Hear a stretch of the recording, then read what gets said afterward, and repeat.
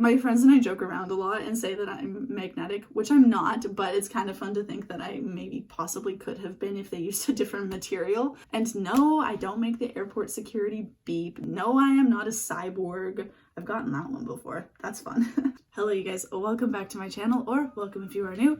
Not that you asked for a Q&A, but I'm doing one. For those of you who are watching who are like, what the heck is this all about? Scoliosis, spinal fusion surgery. All that fun stuff.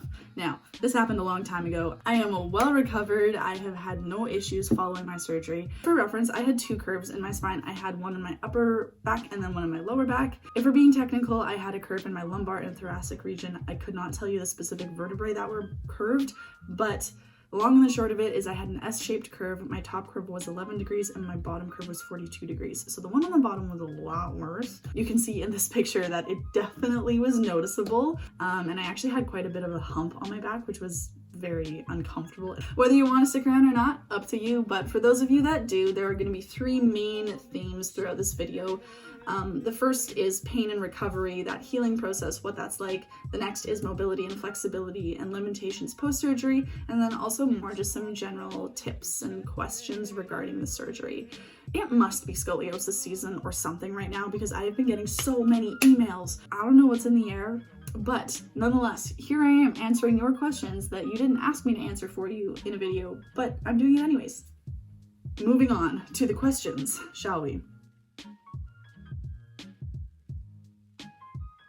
The very first thing that I want to talk about are some of my tips for people who may have a lot of anxiety surrounding surgeries or hospitals. I myself am quite comfortable in these environments just because I've spent a lot of time there. When it comes to surgeries and being in a hospital and surrounded by doctors, I think the biggest thing is trying your best to shift your perspective. And I know that's not always easy, and if you've had negative experiences there before, I could understand why that might be super challenging. But I think the biggest thing is to do your best to go in with an open mind, knowing that this is going to help you, it is going to make you better, and you've got people who have been trained and have been doing this for so many years, helping you navigate this and treating you. You might feel more comfortable knowing that you've got people there to support you and to know that other people have also gone through these things too. The biggest thing for me was 1, my perspective, but 2, doing research and trying to educate myself. And in doing that, I felt a lot more comfortable going into it because I kind of knew what to expect. Not entirely, because again, you can't really predict everything. I felt a lot more comfortable knowing what the surgery would be like, how long I might be in the hospital, you know, what my healing process would look like, my recovery, how long that would take, what some of my limitations would be, and all things like that.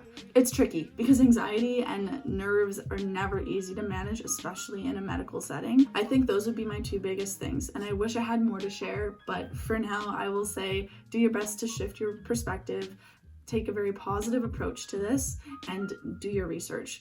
Very first question, did your height change after surgery? The answer to that, yes, it did. I grew about 1 inch. So it wasn't really that much, but if you think about it, when you take something that's kind of compressed and bent out of shape and then straighten it out, it's gonna get a little bit longer. Definitely didn't grow as much as I was hoping, but that's fine. It's okay.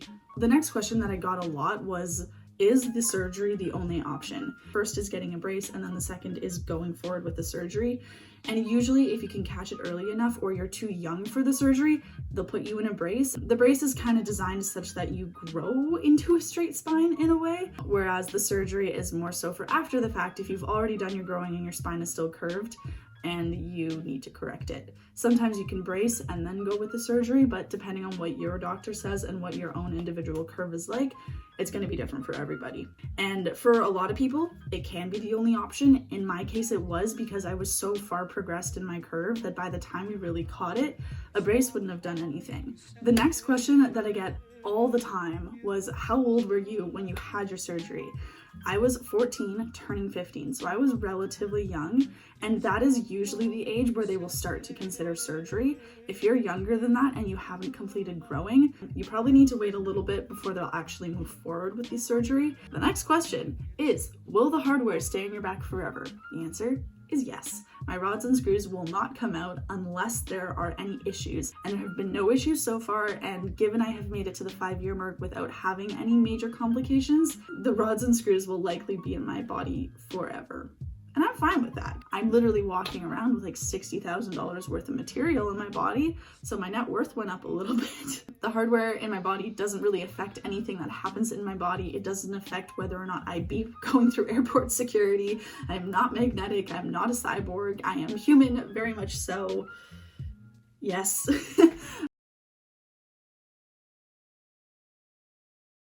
Next, does your back bother you now? The short answer, no.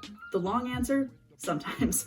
When I say sometimes, that kind of just applies to standard stuff. It's like if you're standing or walking around or running for an extended period of time, it does get uncomfortable. If you sit for too long, if you have bad posture and things like that, it does start to aggravate your back a little bit, but it's not anywhere near as bad as what it was before I had my surgery. A lot of the pain that I do experience is not related to my surgery. It's related to me overworking my body and not listening to it when it tells me to stop. But keep in mind, this happens rarely. Once a month, twice a month, maybe 3 times if we're a little crazy. The next question I get all of the time: does the surgery hurt? What's the pain like? How does that play out? Does the surgery hurt? Well, you're knocked out, so the surgery itself shouldn't hurt. What comes after is definitely the more uncomfortable part. Everybody's gonna have a different pain tolerance. Everybody's going to take different amounts of painkillers, have different amounts prescribed to them. So in terms of pain management, that is going to completely depend. I'll just say, I have a pretty high pain tolerance and I was on a lot of painkillers the first few days. So much so that I don't actually remember the first few days that I was in the hospital. My back felt really stiff. I had staples for my stitches, so there was a lot of soreness at my incision. I was aching a lot. I was tired. I won't lie, it wasn't great. It could have been better, but it's fine. Back surgery is not a particularly easy thing. Do not go into the surgery thinking it's going to be a walk in the park, because my friends, it's not. I felt so sick. I was so sore.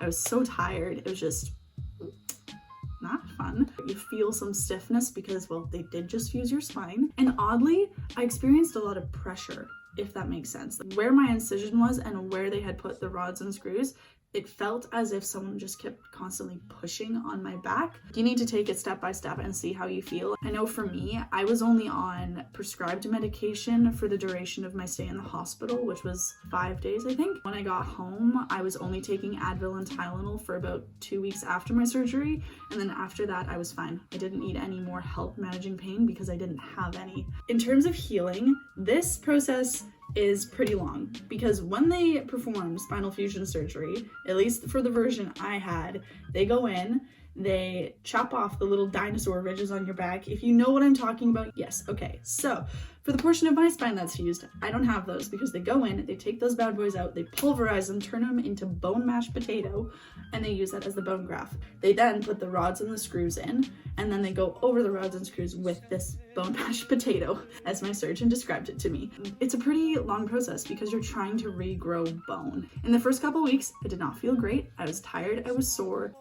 I slept a lot. Within the first 3 weeks, I was off all my pain medication and I felt a lot better. I could move around and it was a little more comfortable than the initial few days. In the first few months, I was not allowed to do any physical activity. I could go on walks if I wanted to. It had to be super low impact. Literally, I could only walk. At the 3-month mark, I could start swimming and do super low impact activities. This is because you don't want to displace anything that's in your back. You want to make sure everything has the chance to heal as best as it possibly can and heal correctly. At the 3-month mark, I felt no pain, so I was like ready to get going, but I wasn't allowed to start doing anything too intense at that point. So when I got to that 6-month mark and I was allowed to start working out and exercising, I was like, I felt better before my spine was fully healed. And throughout this period, I wasn't in pain. I was just fine, living my best life. But of course, you have to give your bone the time to heal so that it heals properly. At the 6-month mark, I started weight training, and then at the 1-year mark, I started getting back into sports. So I started playing soccer again, I started basketball again. It's going to be different for everybody. I've heard of people that have started playing sports such as soccer or basketball right at the 6-month mark, and others that had to wait a little bit longer. So it really does depend. No super intense sports like skiing or snowboarding, anything that puts you at risk for literally being like slammed into a giant rock, needs to wait. So I had to wait 2 years before I could start doing anything like that. There are so many milestones throughout the healing process that it constantly feels like you're moving forward. So it never really feels like you're stuck at one stage, if that makes any sense at all. Once I got out of the hospital and had my 2 weeks at home, I felt good as new, honestly. And I think the biggest part of that is listening to your body and making sure that you're not pushing yourself to do something that you're really just not ready for. All right, so really quickly, a little rapid fire summary. How was the pain after my surgery? Not too bad. It was a little intense in the beginning, but it subsided within the first few weeks. How long before I could get back to physical activity or sports? Low impact activities was 3 months, medium impact was 6 months, and then regular impact, I guess, was a year. Now, a lot of people wonder what your limitations are in terms of mobility and flexibility after having a surgery or, you know, a portion of your spine fused into one piece. Yes, there are some limitations there. It really depends on what portion of your spine is fused. So for me, again, it was my lumbar and part of my thoracic spine. And because of that, I have limited mobility in my torso area.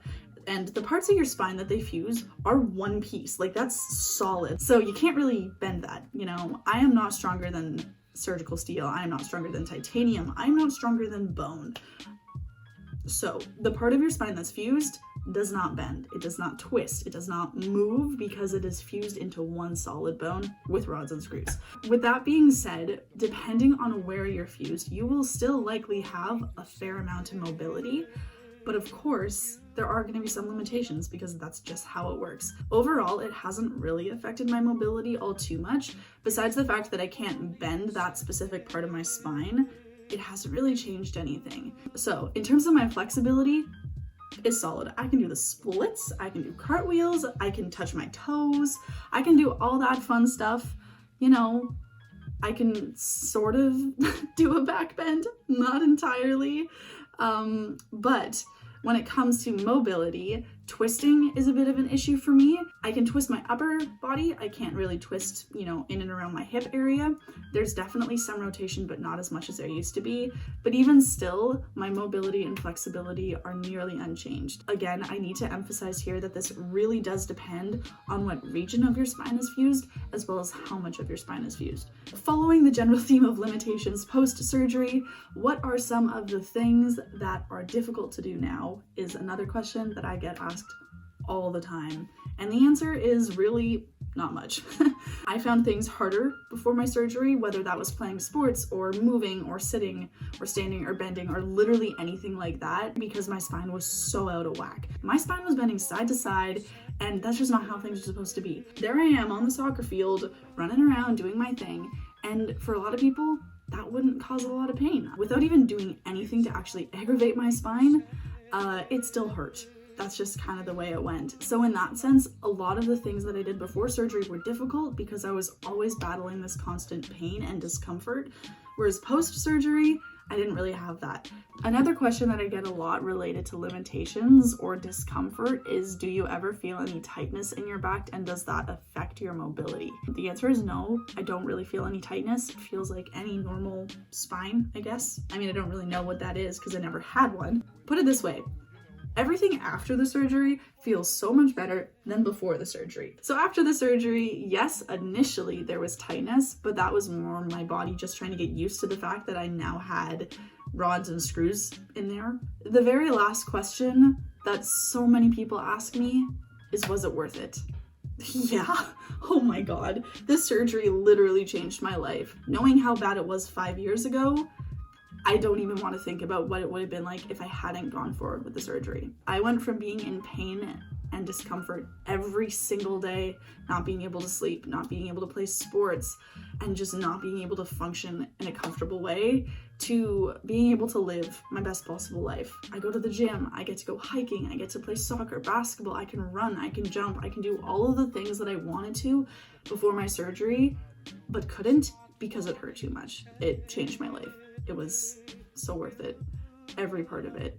Sure, there were some moments that I was like, yeah, probably could live without this. And if the surgery is an option for you and something you're considering, I would strongly encourage you to talk to your doctor, to talk to your family, and do your research. Learn about the procedure, see if it's right for you. If that's the route you end up going, know it will be worth it. 100%. I know that was a much longer video than usual, but I just really wanted to take the time to answer those questions so you have something to listen to and something to learn, because I know exactly how it feels to be on the other side of this and not know where to go for resources and feel a little lost and confused about it all. Anyways, I hope you found today's video helpful and that me answering these questions maybe brings you a little bit of peace of mind. If it does, I'm so happy. If it does not, feel free to reach out to me and I'm more than happy to talk to you further. Anyways, that is pretty much it for me today. So thank you again for joining me for yet another video. As always, if you have any other questions, feel free to drop a comment down below or to send me an email. I am always happy to chat, especially about this type of stuff. That's all for me today, you guys. So thank you so much for watching and I will see you next time. Bye.